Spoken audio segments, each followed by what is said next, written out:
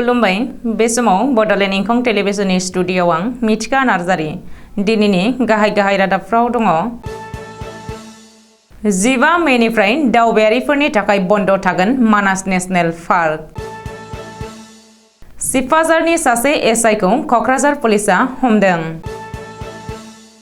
बङाइगावआव 9 जुवारि हमदों।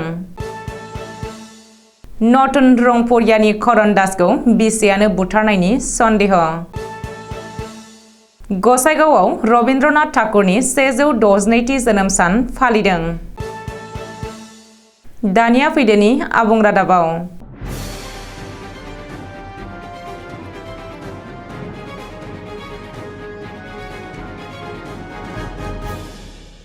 World heritage मानास national पार्कआ दावबायारिफोरनि थाखाय बन्द थासिगोन। फैगौ 15 मेनिफ्राय दावबायारिफोरनि थाखाय बन्द थागोन मानास नेशनेल पार्कआ। मानास नेशनेल पार्कनि फिल्ड डाइरेक्टर बैभव चन्द्र माथुरआ नटिस जारि खालामनानै बे बाथ्राखौ फोसावदों। सिगां बोसोरफोरनि बायदिनो देग्लायबो मानास नेशनेल पार्कआ बन्द थागोन। फिल्ड डाइरेक्टरा फोरमायथिनाय बायदिब्ला मानास नेशनेल पार्कआ 15 मेनिफ्राय मैदेर साफारि आरो रिभार राफ्टिंआ बन्द थागोन आरो 5 जुननिफ्राय जिप साफारिया बन्द जागोन। रिपर्ट बायदिब्ला दैज्लां बोथोर सफैनाय लोगो लोगो अखा हानायनि जुनै बेकि दैमानि दैया खमायलाय बारायलाय जागासिनो आरो बोथोरनि बे थासारिखौ नायनानैनो 15 मेनिफ्राय रिभार राफ्टिंखौ बन्द खालामनो मानास नेशनेल पार्क खुंथाया थांखि लादों। लोगोसे मैदेर साफारिखौ आसाम नाङै मे दान जानाय लोगो लोगो बन्द खालामनाय जायो। नाथाय देग्लाय आसाम सोरखारनि आबुं 2 बोसोर जानायखौ लोब्बा लानानै मानासाव मैदेर साफारिखौ साननैसो बारायना होनाय जादोंमोनब्लाबो 15 मेनिफ्राय बन्द खालामनो थांखि लाबाय। गुबुन फारसे दैज्लां बोथोरनि समाव हाग्रामा गेजेराव गांसोआ रोजासिन जायो आरो लामानि जेंना सोमजियो। बेखौ नोजोर होनानैनो 5 जुननिफ्राय जिप साफारिखौबो बन्द खालामनाय जागोन होननानै नटिफिकेशनाव फोसावदों। मख'नो गोनांदि फैगौ दानथामनि उनाव मानास नेशनेल पार्कखौ दावबायारिफोरनि थाखाय खुलिफिनगोन होननानैबो फोरमायदों बैभव चन्द्र माथुरआ। पुलिसआ पुलिसनि जेआव। सिफाजाराव हमजादों सासे पुलिस अफिसार। कक्राझार पुलिसआ सिफाजार थानानि सासे साब इन्सपेक्टरखौ दिनै फुङाव हमदों। कक्राझार पुलिसजों हमजानाय सिफाजार थानानि एसआइखौ नितय राय होननानै सिनायथिनो हादों। मिथिनो हानाय बायदिब्ला दरं जिल्लानि बेन्दोंआव थानाय सिफाजार थानानि एसआइ निताय रयखौ कक्राझार जिल्लानि पकिराग्राम पुलिस थानानि टीमआ दिनै फुङाव एरेस्ट खालामदों। सासे आइजोखौ नंखायै गोसो थोफ्लानानै देहायारि सोमोन्दो लाखिनायनि अजदआव एसआइ निताय रायखौ पुलिसआ हमदों। मख'नो गोनांदि सासे खौरांगिरिखौ गाज्रि आखु बाहायनाय आरो एबिउस खालामनायनि अजदआव हजाय थानानि एसआइ भास्कर बराखौबो थांनाय बोसोराव साख्रिनिफ्राय सासपेन्ड खालामनाय जादोंमोन। एसपि बरुन पुरकायस्थनि बिथोन बायदियै भास्कर बराखौ सासपेन्ड खालामनाय जादोंमोन। बङाइगावआव 9 जुवारिफोर हमजादों।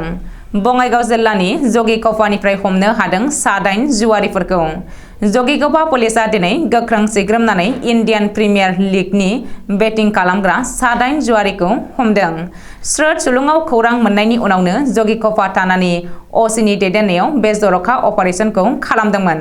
हमजानाय 9 जुवारिफोरखौ फारियै शाह आलम, आजमत आली, आब्दुल राशिद, आब्दुल रहमान, आब्दुल रहिम, साइफुल इस्लाम, राशिदुल इस्लाम आरो दुलाल मजुमदार होननानै जगिखफा पुलिसआ सिनायथि होदों।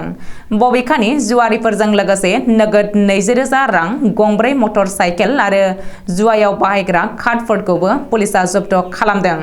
मख'नो गोनांदि बेनि सिगां हजाय जिल्लानि लंकायावबो मैया 5 जुवारिफोरखौ हमनो हादोंमोन।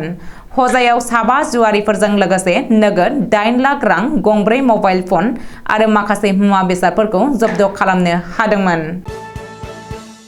सिमेन्सापुरि थानानि सिङाव थानाय नतुन रंपुरिया गामिनि करण दास अरफे खनेन मुंनि सासे सुबुंनि जिउ खहा। मख'नो गोनांदि करण दासखौ गावनि बिसियानो बुथारनायनि सन्देह खालामदों। समबारखालि हराव नतुन रंपुरिया गामिनि गावनि न'आवनो थैनाय थासारियाव बोखांनो मोन्दों करण दास मुंनि गोथै देहाखौ। बुथारजानाय सुबुंनि न'आ गाहायै सिला फोथारनि अकाजान सान्थिपुरावमोनब्लाबो हाबानि उनाव सिमेन्सापुरिनि नतुन रंपुरिया गामियावनो गोबाव समनिफ्रायनो थानो लादोंमोन। करण दासनि हरखाबै थैनायाव अकाजानाव थानाय नखरनि मानसिफोरा हिन्जावखौ बुथारदों होननानै सन्देह खालामदों। गसाइगाव सोहोरनि सिङाव थानाय नाथ मन्दिरनि साखाथियाव थानाय गेवलां फोथाराव सानसेनि हाबाफारि लानानै दिनै all BTR Bengali youth students federation Gossaigaon जिल्लानि बानजायनायाव नबेल बान्था मोनगिरि भारतनि मुंदांखा खन्थाइगिरि रबीन्द्रनाथ ठाकुरनि 162थि जोनोम सानखौ गाजा गोमजायै फालिदों। गसाइगावआव रबीन्द्रनाथ ठाकुरनि 162थि जोनोम सान फालिनाय हाबाफारियाव बाहागो लादों बिटिआरनि एमसिएलए सजल कुमार सिंह, मिरु इउपिपिएलनि गाहाय नेहाथारि राजु नार्जारि आरो गोबां मानगोनां आलासिफ्रा बाहागो लादों। बबेखानि बे हाबाफारियावनो बाहागो लानानै बिटिआरनि एमसिएलए सजल कुमार सिंह आरो मिरु इउपिपिएलनि गाहाय नेहाथारि राजु नार्जारि मोना सानैबो रबीन्द्रनाथ ठाकुरनि सावगारियाव बिबार बावो आरो गोजोननि थाखाय गोलाव हानजा सुरनाय हाबाफारियाव बाहागो लायो। रबीन्द्रनाथ ठाकुरनि सावगारिखौ लानानै गोजोननि थाखाय गसाइगाव सोहोरनि गेजेरजों 5 किल'मिटारसो गोजान लामा हानजा सुरो। बे हानजा सुरनायाव जाति धोरोम बासियालासे गोबां हारि माहारिनि सुबुंफोरा बयबो बाहागो लाफैदों होननानैबो मिथिनो हादों। दिनैनि रादाबा एसेनोसै, गोजोन्थों।